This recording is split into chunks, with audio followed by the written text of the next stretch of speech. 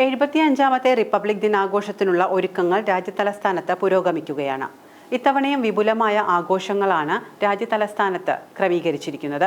ഇന്ത്യയിലുടനീളമുള്ള 300ഓളം കലാകാരന്മാർ വ്യത്യസ്തമായ സംഗീതോപകരണങ്ങൾ വായിച്ചുകൊണ്ടായിരിക്കും പരേഡിന് തുടക്കം കുറിക്കുക. ഇന്ത്യയുടെ സാംസ്കാരിക വൈവിധ്യവും സൈനിക ശക്തിയും വിളിച്ചോതുന്നതാകും ഇത്തവണത്തെയും ആഘോഷങ്ങൾ.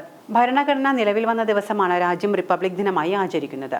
ജൻ ഭാഗ്ദാരി, അതായത് ജനങ്ങളുടെ പങ്കാളിത്തം എന്ന പ്രമേയത്തിലൂന്നിയാണ് ഇത്തവണത്തെ ആഘോഷം. വിവിധ വാദ്യോപകരണങ്ങൾ ഉപയോഗിച്ച് സാരേ ജഹാം സേ അച്ച എന്ന ഗാനം ആലപിക്കും.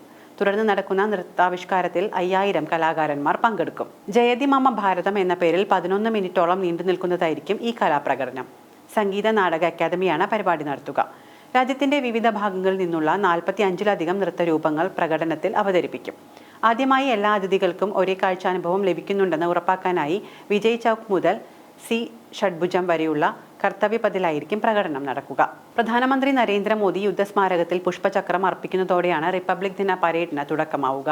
തുടർന്ന് അദ്ദേഹം കർത്തവ്യപഥിലെത്തി പ്രധാന വേദിയിലെത്തും. ഇതേസമയം രാഷ്ട്രപതി ദ്രൗപദി മുർമു കർത്തവ്യപഥിലെത്തും. ദേശീയ ഗാനത്തിന്റെ അകമ്പടിയോടെ രാഷ്ട്രപതി ദേശീയ പതാക ഉയർത്തും. സായുധ സേന, paramilitary force, auxiliary civil force, NCC, NSS എന്നിവയുടെ യൂണിറ്റുകൾ ഉൾപ്പെടുന്ന ആചാരപരമായ മാർച്ച് പാസ്റ്റിൽ രാഷ്ട്രപതി അഭിവാദ്യം ചെയ്യും. റിപ്പബ്ലിക് ദിന പരേഡിന്റെ ഭാഗമായി ഇത്തവണ 31 ടാബ്ലോകളാണ് അവതരിപ്പിക്കുക. സുവർണ ഭാരതം, പാരമ്പര്യവും വികസനവും എന്ന പ്രമേയത്തെ അടിസ്ഥാനമാക്കിയുള്ളതാണ് ടാബ്ലോകൾ.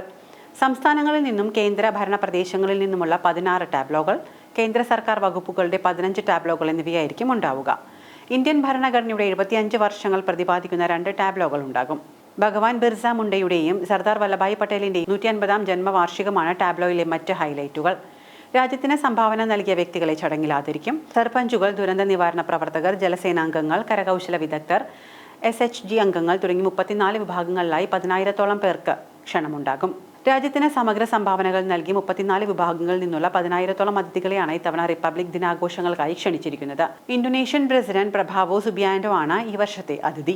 ബീറ്റിംഗ് റിട്രീറ്റോടു കൂടിയായിരിക്കും റിപ്പബ്ലിക് ദിനാഘോഷങ്ങൾക്ക് അവസാനം കുറിക്കുക. ആഘോഷങ്ങളുടെ കൊട്ടിക്കലാശമായിട്ടാണ് ഈ ചടങ്ങിനെ കാണുന്നത്. വിജയ് ചൗക്കിൽ ജനുവരി 29 വൈകിട്ടാണ് ബീറ്റിംഗ് റിട്രീറ്റ് ചടങ്ങ് നടക്കുക. സംഗീത സാന്ദ്രമായിരിക്കും ഈ ചടങ്ങ്. ഇന്ത്യൻ ഗാനങ്ങളാണ് ഈ സമയത്ത് ആലപിക്കുക. ദേശീയ ഗാനത്തിന് ശേഷം ഇന്ത്യൻ ഭരണഘടനയുടെ 75ാം വാർഷികത്തിന്റെ ഔദ്യോഗിക ലോഗോ പതിച്ച ബലൂണുകൾ പറത്തും. 47 വിമാനങ്ങളുടെ ഫ്ലൈ പാസ്റ്റോടെയായിരിക്കും പരിപാടി സമാപിക്കുക. റിപ്പബ്ലിക് ദിന പരേഡ് കാണുന്നതിനും ഈ ദിവസത്തെ മറ്റു പ്രധാന പരിപാടികൾക്ക് സാക്ഷ്യം വഹിക്കുന്നതിനുമായി ടിക്കറ്റ് ബുക്കിംഗ്, ഇരിപ്പിടങ്ങളുടെ സ്ഥാനം, പാർക്കിംഗ് ക്രമീകരണങ്ങൾ തുടങ്ങിയവ പൂർത്തീകരിച്ചുകൊണ്ടിരിക്കുകയാണ്. ബുക്കിംഗിനായി രാഷ്ട്രപവർ പോർട്ടൽ എന്നൊരു പോർട്ടലും എല്ലാ വിവരങ്ങളും അടങ്ങിയ ഒരു മൊബൈൽ ആപ്പും ലഭ്യമാണ്. റിപ്പബ്ലിക് ദിന പരേഡ്, ബീറ്റിംഗ് റിട്രീറ്റ് തുടങ്ങിയ പ്രധാന പരിപാടികളുടെ എല്ലാം വിവരങ്ങൾ ഇതിൽ ലഭിക്കും.